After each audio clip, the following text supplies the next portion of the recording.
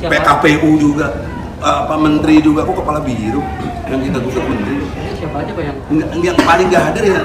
Pertama Jokowi nggak hadir, surat kuasa aja belum. Padahal kan nggak mungkin, yang nggak tahu tuh nggak mungkin. Tapi dia bisa capek-capek turun ke Jogja, datengin UGM, reunian juga. Kok ke pengadilan sini nggak datang?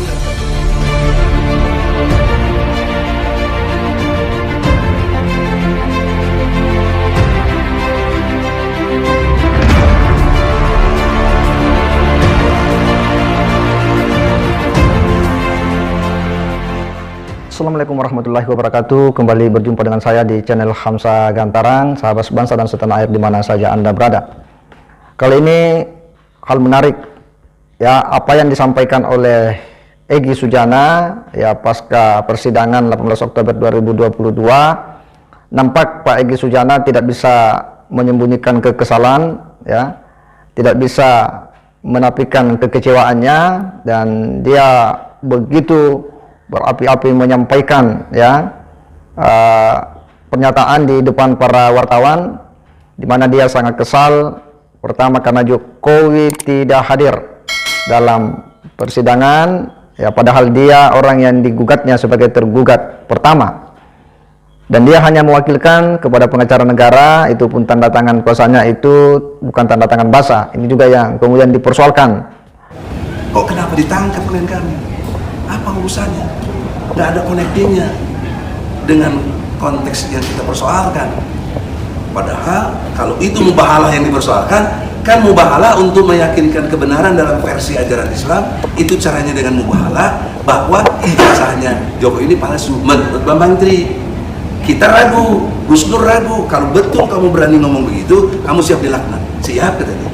Nah, terjadilah mubahalah. Kok dianggap penistaan agama? Kok penodaan agama? Kok kena pasal 156A? Itu nggak masuk akal. Maka saya terangkan tadi, klien kami tidak datang bukan karena lalai, karena tidak bisa datang, karena ditahan polisi. Nah, kita minta ke depan, seminggu akan datang, tanggal 30 kalau tidak salah, 31 ya, itu jam 10 harus hadir dari kami sebagai penggugat, pementri, dan yang digugat adalah, jangan lupa, ini perdata, nggak ada urusannya Jokowi sebagai presiden. Jadi perilakunya pun juga jauh sebelum jadi presiden. Karena ijazah yang kita gugat itu SD, SMP, SMA, nggak ada kaitan dengan UGM, universitas, nggak ada. Artinya memang penggugat ini bersedia untuk hadir? Bukan bersedia lagi, orang ditahan. Saya makan mengajukan gugatan itu kan karena dia bersedia untuk di sini. Ya, maka dia mengajukan gugatan, tapi karena ditahan. Ya, yang tidak ada dasarnya yang kuat, kenapa dia ditahan juga? Yang memungkinkan itu memang pantas penista agama. Ini penista agama apa, orang mubahalah ajaran Islam? Saya bingung, katanya ada 7 ahli yang mengatakan itu menista. Mana 7 ahlinya? Mari berdebat secara ilmu dan ilmu agama. Ya. Dampak sosial, dampak hukum itu sangat serius. Apa misalnya? Anda bayangkan kalau terbukti nanti dinyatakan palsu, maka tanda tangan Jokowi sebagai presiden batal demi hukum, karena dia bukan presiden. Kenapa baru-baru ini Pak? Kenapa baru-baru ini? Karena Bambang Tri baru tahu datanya dapatnya. Kan dia penelitian. Ya, dan masih mendapatkan ijazah kampus itu. Itu dia penelitian, dia wawancara, dia sampai ke detail-detailnya. Ada di bukunya undercover. Jadi kalau mau nanti ada buku. Ya? Sudah. Surat kuasa. Iya. Surat kuasanya legal standing dalam pengertian kalau dia itu yang digugat, ya dia sendiri yang datang. Kalau nggak datang, dia beri kuasa. Nah, jadi kalau tadi semua nggak punya legal standing itu, nggak ada. PKPU juga, menteri juga, kok kepala biru yang kita gugat menteri. Siapa aja Pak yang belum hadir? Di semuanya kan lihat tadi. Semua berapa? Yang paling nggak hadir ya, pertama Jokowi nggak hadir, surat kuasa aja belum. Padahal kan nggak mungkin, yang nggak tahu tuh nggak mungkin. Tapi dia bisa capek-capek turun ke Jogja, datengin UGM, reunian juga. Kok ke pengadilan sini nggak datang, deket kok dari istana di sini. Nah, kalian simpulkan sendiri, nanti kita. Berikutnya, bahwa dia sangat kecewa dan kesal karena kliennya itu kemudian ditangkap, ditahan ya.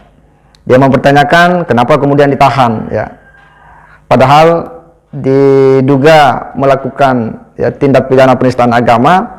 Sementara menurutnya Pak Egy Sujana, dia ini kan melakukan proses mubahalah. Mubahalah menurutnya itu kan ajaran Islam untuk kemudian sebuah metode untuk mengungkap kebenaran. Lalu kenapa kemudian itu dengan mudah dianggap sebagai sebuah tindak penistaan agama? Ya. Kemudian hal lain yang kemudian yang membuat Pak Egy Sujana ini kemudian meradang adalah bahwa Pak Jokowi tidak hadir ya, di persidangan. Dia memilih lebih menghadiri ya reunian bersama dengan teman-teman di UGM. Nah, ini yang kemudian membuat Pak Egy Sujana ini semakin ya kesal ya, semakin kecewa ya dengan situasi yang selama ini sudah menggemparkan kita semua, dan dia juga sudah disebutkan sebagai kuasa hukum daripada Bambang Trimulyono ya. Dan ini yang kemudian menjadi menarik kita semua karena apa yang disampaikan oleh Pak Egy Sujana, nampak bahwa beliau kelihatannya Pak Egy Sujana ini kesal ya.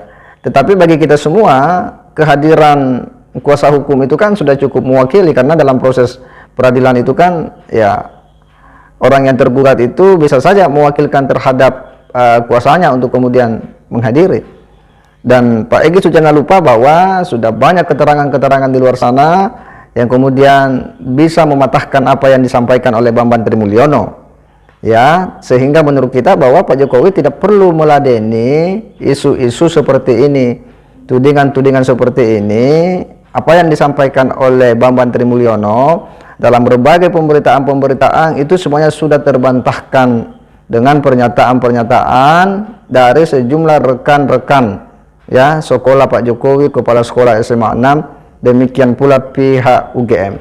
Bisa dibayangkan bahwa ketika Bambang Trimulyono mengatakan bahwa Pak Jokowi itu selesai tahun ya 81 di SMA ya, padahal faktanya apa yang diungkapkan oleh kepala sekolah SMA 6 Solo itu bahwa dia selesai itu tahun 80, dan itu sama dengan keterangan para teman-teman sekolahnya Pak Jokowi.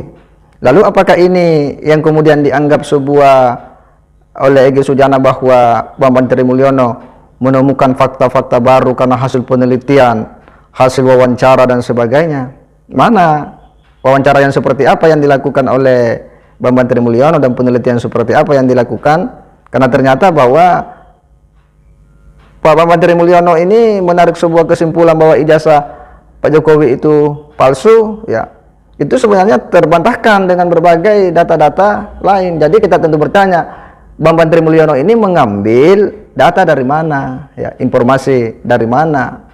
Karena informasi di luar sana ya semuanya membantah apa yang disampaikan oleh Bambang Trimulyono, dan kita juga belum pernah mendengar ya pihak teman dari Bambang Tri ini kemudian ikut ya membenarkan Bambang Tri, termasuk dari pihak keluarga dekatnya atau sekampungnya belum ada yang muncul juga memberikan informasi bahwa betul itu apa yang disampaikan oleh Bambang Tri, dia betul-betul penelitian, dia betul-betul interview dan sebagainya. Dan anehnya kenapa orang-orang hebat ya seperti Pak Egy Sujana ini kemudian kemarin juga heboh ya Dr. Tifa dan sebagainya, seolah-olah mempercayai apa yang disampaikan oleh Bambang Trimulyono ya. Kita akan melihat nanti bakal kekecewaan yang akan menderah mereka-mereka ini ya. Pasti ketika Pak Egy Sujana mengatakan dia kecewa, bakal nanti pada akhirnya akan kecewa berat, akan semakin kecewa karena mulai nampak satu persatu kesaksian yang disampaikan oleh para teman-teman sekolah Pak Jokowi. Guru-gurunya Pak Jokowi telah memberikan keterangan-keterangan valid seperti apa yang telah mereka jalani bersama dengan Pak Jokowi.